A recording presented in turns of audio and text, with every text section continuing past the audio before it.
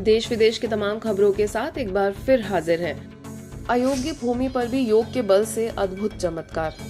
संस्थान के ग्राम विकास प्रभाग द्वारा जैविक योगिक खेती के कई चमत्कारिक परिणाम समय प्रति समय देखने को मिले हैं, जिससे हजारों किसानों को पैदावार बढ़ाने में और अच्छी फसल करने में मदद मिली है।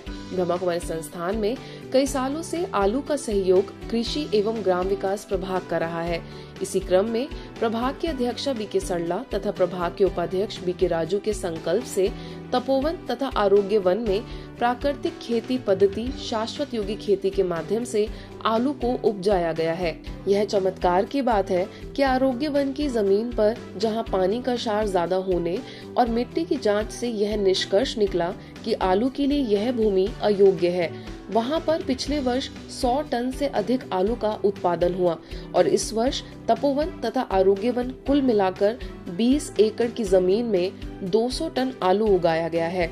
यह वैज्ञानिक दृष्टिकोण से चमत्कार है, जहां संस्थान में स्वस्थ तथा सुंदर फ्रेश आलू को सभी योगियों के भोजन के लिए उपलब्ध किया जा रहा है।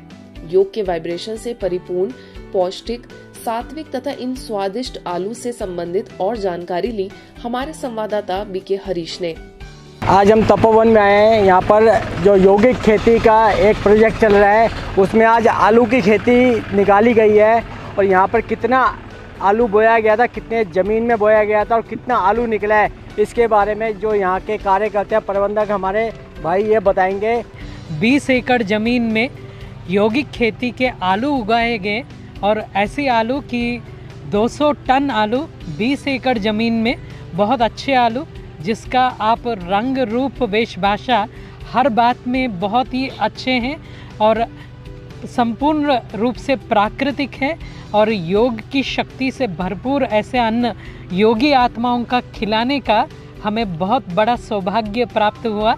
ये 1 किलो 130 ग्राम कांटे पर तोला है अभी, और ये हमारे शशिकांत भाई जी हमारे नेशनल कोऑर्डिनेटर हेडक्वार्टर कोऑर्डिनेटर, तो ये देखिए इनके हाथ में भी 1 किलो और 1 किलो 130 ग्राम का ये आलू, मतलब साइज भी बहुत सुंदर और शेप भी और रूप भी और बिल्कुल न्यूट्रिशन से भरा हुआ, क्योंकि संपूर्ण योगी है। कितने समय में आलू की उपज हुई है? ये 3 महीने की फसल है, जो हमने 3 महीने में ये फसल निकाली है। 90 डेज में ये तैयार होके तो हमको मिल चुकी है। नवनिर्मित प्रभु उपहार भवन का भव्य उद्घाटन। जयपुर के अर्जुन नगर में नवनिर्मित प्रभु उपहार भवन स्थानीय लोगों के जीवन में आध्यात्मिकता की ऊर्जा भरने के लिए बनकर तैयार हो गया है। इस भवन का भव्य लोकार्पण संस्था की अतिरिक्त मुख्य प्रशासिका राजयोगिनी बीके जयंती दीदी, जयपुर सब जोन प्रभारी बीके सुषमा, मीडिया प्रमुख बीके करुणा भाई और मुख्य अतिथि के रूप में पहुंचे RUHS के vice chancellor doctor Sudhir Bhandari, पूर्व मेयर अशोक लाहोटी समेत अन्य महानुभावों के कर कमलों से संपन्न हुआ। इस अवसर पर बीके जयंती दीदी ने अपने वक्तव्य में कहा कि सर्वात्माओं के पिता विश्व पिता परमात्मा शिव की याद से ही सच्ची शांति संभव है। अपने अंदर की अशुद्धियों एवं बुराइयों को आध्यात्मिक ज्ञान एवं परमात्मा की याद से ही खत्म कर सकते हैं। इस उद्घाटन कार्यक्रम में अति उत्साह एवं आध्यात्मिक वातावरण में बड़ी संख्या में बीके सदस्य उपस्थित रहे। सभी विशिष्ट लोगों द्वारा शिव ध्वजारोहण, दीप प्रज्वलन कर विधिवत रिबन काट कर उद्घाटन किया गया। इस कार्यक्रम का कुशल संचालन इलाहाबाद से आई वरिष्ठ राजयोग शिक्षिका बीके मनोरमा द्वारा हुआ। सभी ने भवन द्वारा भविष्य में होने वाली सेवाओं के लिए अपनी शुभकामनाएं दी। ओडिशा से विशेष प्रशिक्षण के लिए चिकित्सक पहुंचे माउंट आबू। संस्थान के चिकित्सा प्रभाग द्वारा माउंट आबू स्थित ब्रह्मा कुमारीज के ज्ञान सरोवर परिसर में ओडिशा से आए चिकित्सकों के लिए विशेष 3 दिवसीय कॉन्फ्रेंस का भव्य शुभारंभ हुआ। इस कॉन्फ्रेंस में ओडिशा के टॉप डॉक्टर्स ने भाग लिया, जो विशेष स्ट्रेस मैनेजमेंट टेक्निक के गुर सीखेंगे। इन 3 दिनों में Rajyog meditation, magic of Rajyoga, healing power, self management, communication skills जैसे अलग अलग सेशंस आयोजित होंगे। उद्घाटन सत्र में मुख्य रूप से संस्था की संयुक्त मुख्य प्रशासिका राजयोगिनी बीके सुदेश दीदी, ग्लोबल हॉस्पिटल के निदेशक BK doctor Pratap Middha, medical wing के सचिव बीके डॉक्टर बनारसी लाल शाह, पूरी के GRCC रिट्रीट सेंटर की निदेशिका बीके निरुपमा ने भी अपने विचार रखे। वास्तव में एक्सपीरियंस करने वाली, एक्सप्रेस करने वाली इस लाइफ में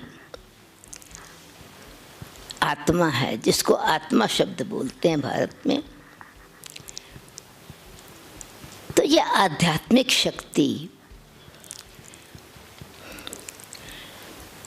आत्मा में है। अनुभव भी आत्मा को करना है, और विशेष लक्ष्य क्या है कि आप स्वयं अनुभव करके जाएं।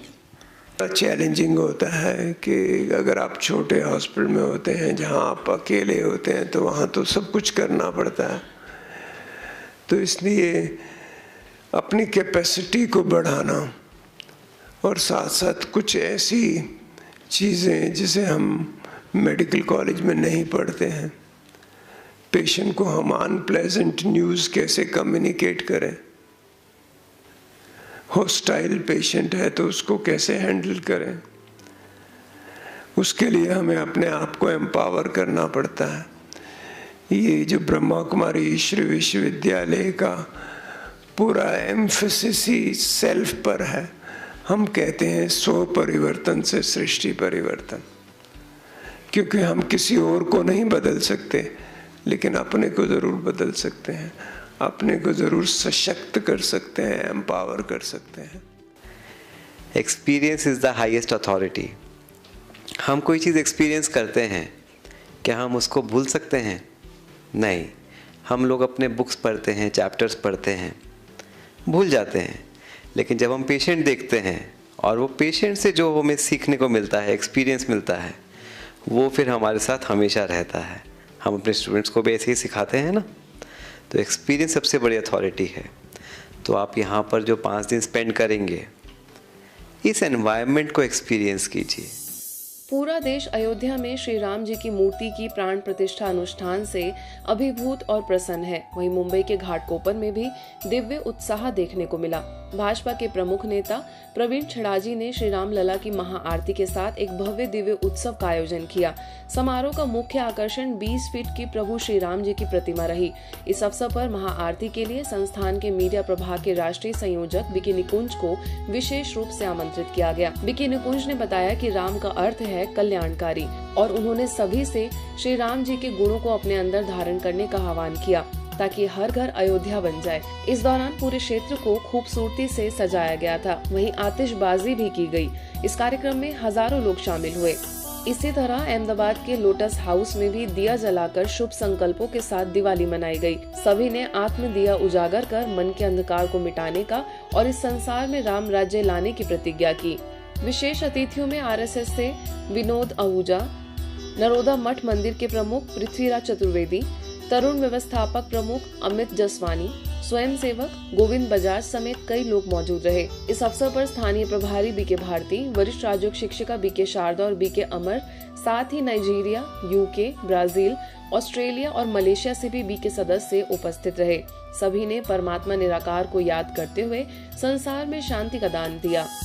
मध्य प्रदेश के मंडला में संस्थान द्वारा नशा मुक्त भारत अभियान का शुभारंभ किया गया।